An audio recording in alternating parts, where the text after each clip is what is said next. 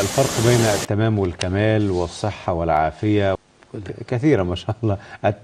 التمام والكمال، وهذا يعني يسأل فيها عن أكملت لكم دينكم وأتممت عليكم نعمتي.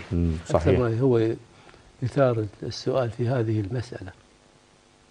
اليوم أكملت لكم دينكم وأتممت عليكم نعمتي. فرق بين الكمال والتمام. طبعا التمام ضد النقص، نقيض النقص. طيب، ناقص تام. التمام طب الكمال لا، الحالة المثلى. كيف يعني؟ وضح لي أكثر. أقول لك، التمام لا يقتضي الكمال. يعني الآن جاء طفل إنسان، ولد الإنسان تام، له عينان وله أذنان، نعم، وله أنف، يدان ورجلان، كلها أعضاء مكتملة، تقوم بالواجب. مش مكتملة، أعضاء كلها موجودة، كلها كاملة تام، ما في نقص. هذا اسمه تام، بغض النظر عن العينين، صغيرتين أو كبيرة، جميلة أو قبيحة. أيوة. شكل الفم، يعني هو مستكمل من حيث الأعضاء، من حيث الأعضاء تقوم كلها وجد تام. لكن الكمال لا، الكمال الحالة المثلى في العين والأنف. إذن هناك فرق بين التمام والكمال. طب اليوم أكملت لكم دينكم وأتممت عليكم نعمتي. أعطاهم من النعم ما يحتاجون، ليس فيها نقص، لكن يمكن الزيادة في النعمة، يعطي أكثر مما يحتاج. ولا ما يمكن؟ هو الذي يقول الله سبحانه وتعالى. نعم.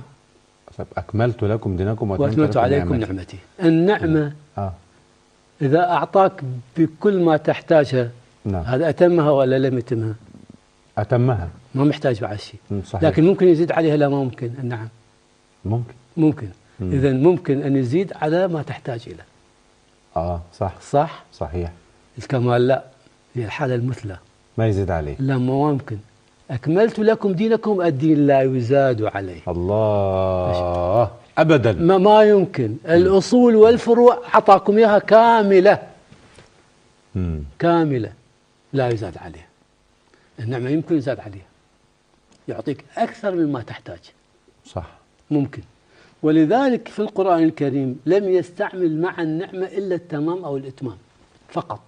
أعطيني مثال. يعني لاحظ، ويتم نعمته عليك، يتم نعمته عليكم وعلى آل يعقوب كما أتمها على أبويك من قبل. تمام يستعمل. الكمال ما يستعملها في النعم، ما يستعمل كمال. نعم. يستعمل تمام في النعم. تمام. طيب، لأن ممكن أن يزيد في النعم ما يشاء، لا تحصى النعم، لا تحصى. صح. الكمال لا، الحالة المثلى. جيد. لذلك قال أكملت لكم دينكم، هذا لا يمكن أن يزاد عليه. بل هذا حتى بالمثل يمكن يقال الكمال لله وحده. الكمال لله وحده. الكمال لله وحده. إنما التمام ممكن يكون للجميع. صحيح. الجميع. يعني أكثر الناس التي هذا تراهم تامين الخلق. تام. صحيح. أكثر. لكن هل هم كاملين؟ ليس بالضرورة. عقله تام، لكن هل هو كامل؟ ليس بالضرورة الكمال. طب الصحة والعافية. الصحة خلاف المرض، خلاف السقم. نعم. العافية أعم من الإسقام والبلايا. العافية أعم من الصحة. الصحة من الأسقام، الأوجاع. كان مريض وشفي يبقى صحة. هذا الصحة. طيب، العافية من العلل والبلايا والفتن، الفتن التي تصيب بالإنسان. هذا عافية أعم. يعني لا تتمنوا لقاء العدو واسألوا الله العافية. عافية من الفتنة. الصحة لا، ما لها علاقة. يعني مثلا الرسول كان يمر على أهل القبور ويقول أسأل الله لنا ولكم العافية، أسأل الله لكم العافية.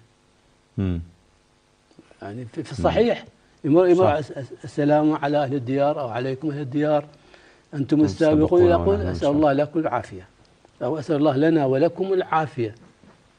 حتى في الأثر أن عائشة سألته: يا رسول الله، أتسأل لهم العافية والموتى؟